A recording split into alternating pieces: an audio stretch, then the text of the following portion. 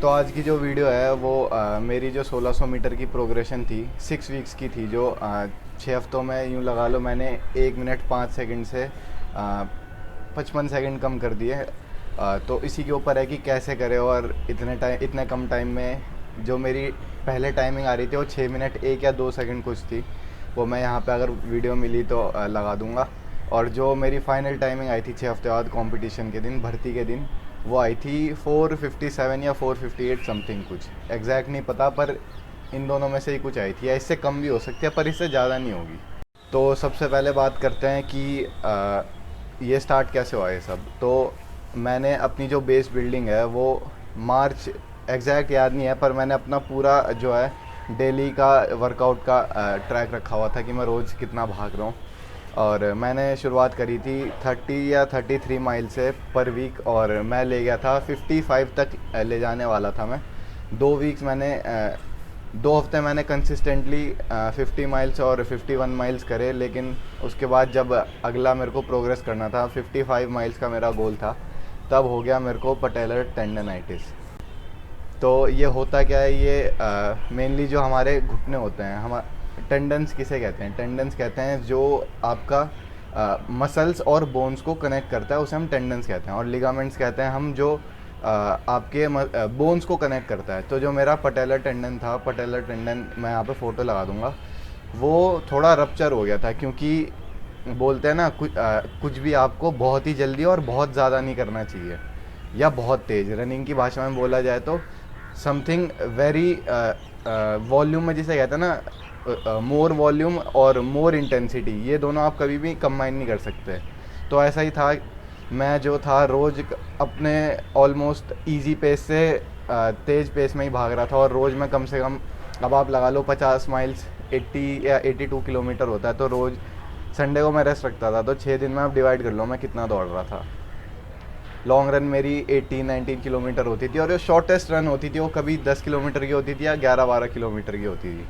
तो इस वजह से माइलेज बहुत ज़्यादा हो गया था। और एक गलती मैंने ये भी करी, मैंने बॉडी बिल्डिंग और अपनी जो है डिस्टेंस रनिंग को कंबाइन कर दिया।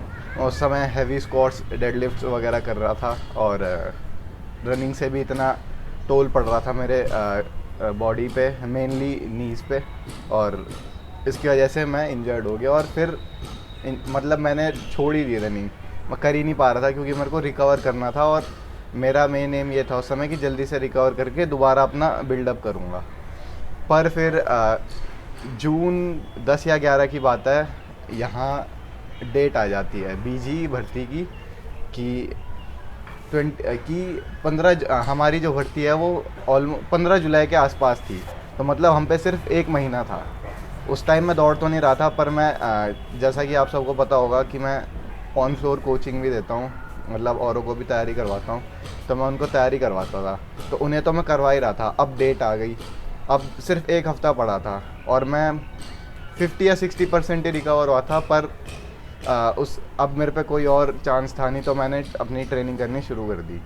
तो मैंने 14 या 15 जून से दौड़ना शुरू करा, और 2 हफ्ते के बाद हमने टाइमिंग ली। तो तब तो मेरी ऐसे आ रही होगी 6:10 6:15 आ रही होगी, 2 हफ्ते में मेरी 5:23 आ गई। मतलब मैं थोड़ा बहुत अपने जो नॉर्मल फिटनेस पे था वो वापस आ गया उसके बाद। और ये वीडियो वैसे यूट्यूब पे डली हुई है, तो अगर आपको देखनी है तो मैं लिंक डिस्क्रिप्शन में डाल दूँगा, देख लेना। और उसके बाद फिर 2 हफ्ते के बाद दोबारा हमने टाइमिंग ली, और उसके बाद जितने भी हमारे ग्रुप के लड़के थे उनमें मैं फ़र्स्ट आया, मेरी 5:11 आई टाइमिंग। फिर उसके बाद 2 हफ्ते बचे थे भर्ती में। फिर उसके बाद क्या हुआ, भर्ती का दिन आया। मेरा सबसे लास्ट बैच था अनफॉर्चुनेटली। अच्छा भी मान लो, बुरा भी मान लो। बुरा इसलिए मान लो, बहुत देर तक बैठे रहना पड़ता है, कुछ खाया नहीं होता ऑब्वियसली सुबह सुबह। और अच्छा इसलिए मान लो क्योंकि देर हो जाती है, मतलब बाकियों को भी देख लेते हैं कि हाँ कैसे कैसे दौड़ा रहे हैं। तो हमारी बारी आई, और किस्मत से मैं सबसे आगे बैठा हुआ था। और जितने मेरे साथ वाले थे मेरे ग्रुप के, जिन्हें मैं तैयारी करवा रहा था और जिनके साथ मैं तैयारी खुद कर रहा था, वो भी मेरे साथ आगे ही बैठे हुए थे सारे। तो जैसे ही उन्होंने गो बोला, मैं 50 मीटर ऐसी रफ्तार से निकला, क्योंकि हम जो अपना स्पीड डे होता था, जिस दिन हम 200 या 300 के रेपिटेशन मारते थे, उस दिन हम 30 मीटर के जो ड्रैग होते हैं, ड्रैग रन होते हैं, मतलब एक्सलरेशन होते हैं, एक्सलरेशन जिसे कहते हैं कि 30 मीटर ऑल आउट भागना, हम वो करते थे, जिससे हमारा रिएक्शन टाइम और एक्सप्लोजिवनेस और मतलब जो एक्सलरेशन थी वो ऑन पॉइंट थी। 1600 मीटर की तैयारी करते 1600 मीटर की तैयारी कर रहे थे उसके बावजूद भी। तो 50 मीटर में बहुत तेज़ भागा। मैंने पीछे देखा कि अभी तो जो सेकंड बंदा है उसने 2-3 कदम ही रखे और मैं ऑलरेडी 30-40 मीटर पे आ चुका हूँ। फिर उसके बाद मैंने स्लो डाउन करना शुरू करा और जब तक मैं इतना स्लो डाउन नहीं हो गया कि पहला बंदा मेरे से आगे निकला, तब तक 400 मीटर हो चुका था। मतलब पहला राउंड तो मेरा यही सोचते सोचते निकल गया कि कोई आ क्यों नहीं रहा पीछे से, या मैं ज़्यादा तेज़ तो नहीं चले गया। तो जैसे ही 400 मीटर कंप्लीट हुआ, 2 लड़के मेरे से आगे चले गए। ठीक है, फिर क्या हुआ कि दूसरा राउंड शुरू हुआ, मैं अपनी रिदम में चलता रहा। मैं तीसरे नंबर पे चल रहा था। एक राउंड ख़त्म हुआ तो मेरे से आगे 3-4 और निकल गए। अब मैं चौथे या 5वें या 6ठे नंबर पे। फिर उसके बाद 1 किलोमीटर जैसे कंप्लीट हुआ, फिर 3-4 और आगे निकल गए। अब हो गया था 1 किलोमीटर पूरा, यानी 2.5 राउंड पूरे हो चुके थे और लास्ट का 600 मीटर रह रहा था। अब जैसा बोलते हैं कि तीसरा राउंड ही होता है व्हाट मेक्स और ब्रेक योर रेस। तो अब जिन्होंने अच्छे से तैयारी नहीं करी या जिनकी स्ट्रेंथ अच्छी नहीं है, वो ऑब्वियसली तीसरे चक्कर में मार खा जाएंगे। अब अभी भी मुझे याद है 3 लड़कों का ग्रुप आया जो मेरे कभी मेरे से आगे निकल रहा था, फिर मेरे बराबर हो जा रहे थे, फिर आगे निकल रहा था, फिर बराबर में हो जा रहे थे। फिर जब लास्ट राउंड यानी लास्ट का 500 मीटर रह रहा था, तब मैं ऑलमोस्ट यूँ लगा लो मैं स्प्रिंट ही कर रहा था। मैंने लास्ट का 500 मीटर स्प्रिंट ही करा। तो फिर काटते काटते मैं आ गया तीसरे नंबर पे। और उसके बाद लास्ट में जो, जैसे मैंने अभी बोला, मैं तीसरे नंबर पे आ गया। तो जो सेकंड नंबर पे था वो मेरा ही क्या कहूँ मैं, चेला कह लो या स्टूडेंट कह लो, मतलब वो उसे मैं ही तैयारी करवा रहा था, हमारे ग्रुप का था। तो वो सेकंड नंबर पे था। लास्ट का बिल्कुल जब 90 मीटर रह रहा था, जो लास्ट का होम स्ट्रेच जिसे हम होम स्ट्रेच कहते हैं, होम स्ट्रेच रह रहा था, उस पर मैंने उसे काटा और मैंने उसे पकड़ा भी कि चल तेरे को कटना नहीं है। और जो एक लड़का था वो सबसे आगे, वो तो अलग ही अपनी धुआंधार दौड़ में बिजी था वो। मतलब जब मेरा 300 मीटर रह रहा था, उसका 200 मीटर रह रहा था। पर फिर मैंने खींचा तो वो बंदा जैसे ही घुसा, उसके ठीक मैं 20 मीटर भी मैं ज़्यादा कह रहा हूँ, पर फिर भी 20 मीटर मान लो, वो जैसे ही घुसा मैं उसके 20 मीटर पीछे था और मैं ऑलमोस्ट अपनी टॉप स्पीड में था उस समय। हालांकि एक्चुअल टॉप स्पीड नहीं बोलेंगे क्योंकि 1600 के लास्ट में आप टॉप स्पीड में नहीं भाग सकते, पर पूरी रेस की वो टॉप स्पीड ज़रूर होगी। तो मैं टॉप स्पीड में था। उस बंदे के मैं 3 या 4 सेकंड बाद मतलब ग्रुप में घुस गया, मैं सेकंड आया। और मैंने उसने घड़ी पहन रखी थी और उसकी टाइमिंग, पहले जो वहाँ पे फ़ौजी खड़े थे उन्होंने बोला कि पहला बंदा 4:50 में आया, तो उस हिसाब से तो मैं 4:55 या 4:54 में आया। और लेकिन जो उस बंदे ने घड़ी पहन रखी थी उसने कहा कि मैं 4:53 में आया। पर उसने, जो होता है ना कि यहाँ पे रस्सी है, तो उसने रस्सी पे घुस के नहीं देखी अपनी टाइमिंग। रस्सी पे जहाँ पे रेस ख़त्म हुई उसके बाद वो ग्रुप में गया, फिर उसने अपनी घड़ी स्टॉप करी, तब उसने बोला कि 4:53 आई मेरी।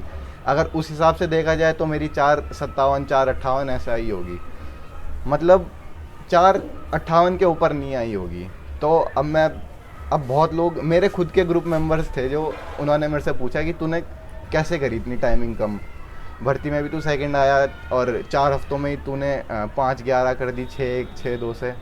मतलब वीडियो तो देखी होगी आपने, वो 5:11 वाली नहीं देखी तो उसका लिंक डिस्क्रिप्शन में डाल दूँगा। अब बहुत लोगों ने पूछा कि कोई इंजेक्शन लिया या कैसे टाइमिंग इतनी कम करी। मतलब लोगों को जो मेरे को जानते हैं पर्सनली उन्हें तो पता है, मैं जो थॉट होता है एक ही थॉट होता है कि गो ऑल इन और डोंट गो। तो मैं बस डेडिकेटेडली सुबह शाम वर्कआउट कर रहा था, संडे को ऑफ ले रहा था और एक भी दिन मैंने मिस नहीं करा। इसी वजह से जब मैं 5:23 की टाइमिंग मार रहा था और उस समय जो 5:15 मार रहे थे उनकी तब भी 5:15 5:16 ही आई, जब मैंने 5:23 मारी थी। और उनकी उस दिन भी 5:16 5:17 आई जब मैंने 5:11 मारी। क्यों? वो मेरे जितना कंसिस्टेंट नहीं थे, मेरे जितना डिसिप्लिन नहीं थे, वो कहीं ना कहीं सीरियस नहीं थे। उन्हें यह था कि हाँ इतनी टाइमिंग आ रही है, फर्स्ट ग्रुप लग जाएगा। और यहाँ बीजी की जो भर्ती होती है इसमें 250 का बैच आराम से बनता है, बल्कि इस बार तो 350 का भी बना था। ट्रेडमैन और टेक्निकल वगैरह सबको मिक्स करा के दौड़ा दिया था। तो मेन यही बात होती है कि अब सब पता है आपको, आपको वर्कआउट पता है, आपको पता है डाइट क्या लेनी है, आपको पता है मेरे पास कितना टाइम बचा है। इन सब के बाद क्या आता है? डिसिप्लिन। एक दिन तो कोई भी दौड़ जाएगा, लेकिन रोज उसी मैनर में दौड़ना, उसे कहते हैं कंसिस्टेंसी, डिसिप्लिन। आप एक हफ्ते भी, मैंने बहुत देखा है लोग एक हफ्ते तक सीरियस रहते हैं, 2 हफ्ते तक सीरियस रहते हैं, पर मेन जो बैटल होता है वो आपका वहाँ शुरू होता है जब आपको सुबह उठ के जाना पड़ता है कि अच्छा आज मैं बेड से उठ के दौड़ने जाऊँ या मैं बेड में ही पड़ा सोया रहूँ। तो कोई सीक्रेट नहीं है, और ऐसा कोई इंजेक्शन नहीं है जो आपके 6 हफ्ते बचे हैं दौड़ में और आप इंजेक्शन ले लो और 6 हफ्ते में आपकी 4:58 4:57 लग जाएगी। तो ऐसा कुछ नहीं है। एक टाइम था मैं 6:1 6:2 दौड़ रहा था, और भर्ती के दिन मैं 4, जितना भी आपको कहना है, 4:57 58 इस पर आ गया। तो और हाँ, एक चीज़ मैं अभी बता दूं कि मैं बिगनर न्यू रनिंग में 2-3 साल हो गए होंगे दौड़ते हुए, तो मेरे लिए इतना आसान था। अगर कोई नया नया दौड़ना शुरू करा है तो भाई ऐसी एक्सपेक्टेशन मत रखना कि 6 हफ्ते में अगर इसने कर लिया तो मैं भी कर लूँगा। आ जाएगी, पर टाइम लग सकता है। अगर कंसिस्टेंटली करोगे तब जाके तुम्हें 5-6 महीने में इतनी टाइमिंग कम होगी। और अगर वही जैसे मेरे साथ वाले कर रहे थे, जब मन किया ऑफ, जब मन किया ऑन, तो फिर तो 10 साल भी कर लो तुम्हारी टाइमिंग कभी कम नहीं होगी। तो ये सारा इसी चीज़ पे बॉयल डाउन होता है कि आप कितने डेडिकेटेड हो, कितना आप हार्ड वर्क पुट इन कर रहे हो डेली बेसिस पे, और कितना आप डिसिप्लिन हो, और सबसे इम्पॉर्टेंट चीज़ आप कितना सीरियस हो। हाउ कहते हैं ना, how bad you want it, बस वही होता है। तो मेन यही था, और बहुत टाइम से सोच रहा था मैं ये वीडियो बनाने की, आज फाइनली डिलीवर कर दिया। तो होप आपको वीडियो अच्छी लगी होगी। वीडियो अच्छी लगी तो शेयर कर देना, लाइक कर देना। मिलते हैं अगले वीडियो में। टिल देन मेहनत करना स्टार्ट करो और बहाने बनाना बंद करो। और हाँ, बहुत लोग पूछेंगे कि मैं वर्कआउट क्या कर रहा था। वर्कआउट में वही कर रहा था जो मैंने ये जो इतनी सारी मैंने यूट्यूब पे वर्कआउट वीडियोस डाली है, ये मैं बेस बिल्डिंग इसीलिए कर रहा था। पहले मैं अपना बेस बनाऊंगा, फिर ऑफ सीज़न, फिर मिड सीज़न, और एम था मेरा कि आराम से 4:40-45 मारूंगा, पर इंजर्ड हो गया था, इस वजह से नहीं आ पाया। हालांकि 4:56-57 भी बहुत अच्छी टाइमिंग है। और यही है, बस वर्कआउट ही करना पड़ेगा, अपने आप को घिसना पड़ेगा, ठीक है, चीज़ें सेक्रीफाइस करनी पड़ेंगी। और कोई इंजेक्शन नहीं है ऐसा जो तुम्हें 6 हफ्ते में घर में पड़े पड़े से और तुम्हारी 4:58 ले आएगा। इंजेक्शन ले भी लोगे ना तो भी अगर मेहनत नहीं कर रहे हो तो वो वेस्ट जाएगा। और पहली बात तो ये सब लेना नहीं, ये सब ट्रैश है, ऐसे ही बैन नहीं है ये ओलंपिक्स वगैरह में, किसी भी ग्लोबल लेवल चैम्पियनशिप में। तो वर्कआउट मैं वही कर रहा था जो मैं आप लोगों को इधर आके बताता हूँ। ऐसा नहीं है कि यहाँ कुछ वहाँ कुछ, जो मैं बताता हूँ वही मैं करता हूँ। जो मैंने आपको स्टेप बाय स्टेप बताया था, ऑफ सीज़न, मिड सीज़न और स्पीड सीज़न, और उससे पहले बेस बिल्डिंग, मैं वही सब फॉलो कर रहा था। और जो मैं खुद फॉलो करता हूँ वही मैं यहाँ पे बताता हूँ। ऐसा नहीं कि किसी किताब से पढ़ लिया या गूगल कर लिया और बता दिया। जो चिल्ला चिल्ला के बोलते हैं कि डिग्री डिग्री डिग्री डिग्री होनी चाहिए, क्वालिफाइड या डिग्री मैटर नहीं करती। मैटर करता है कि आप पे नॉलेज कितनी है, आप उस स्पोर्ट में कितना इन्वेस्टेड हो, आप उस स्पोर्ट के बारे में कितना जानते हो, आप जितनी नॉलेज आप गेन कर रहे हो कितना हद तक आप उसे इम्प्लीमेंट कर पा रहे हो। मेन ये चीज़ होती है। सिर्फ डिग्री 3 साल कॉलेज में पढ़ लिया या 3-4 महीने कोई फिटनेस सर्टिफिकेशन करके कहीं तुम फिटनेस के बादशाह नहीं बन जाओगे, या किसी भी स्पोर्ट के। 2-3-4 साल में तुम्हें थोड़ा सा एक आइडिया मिलेगा। तो बस यही है, नॉलेज मैटर करती है, डिग्री मैटर नहीं करती। हमको कोई हरा दे, लोगों के वही बढ़िया नजारे। हाँ, इसलिए बोलूं बेटे ताकत ज्यादा, बेटे ताकत ज्यादा, बेटे ताकत ज्यादा रख, ताकत ज्यादा, बेटे ताकत ज्यादा, बेटे ताकत ज्यादा रख, ताकत ज्यादा, बेटे चल चल चल चल, ताकत ज्यादा रख।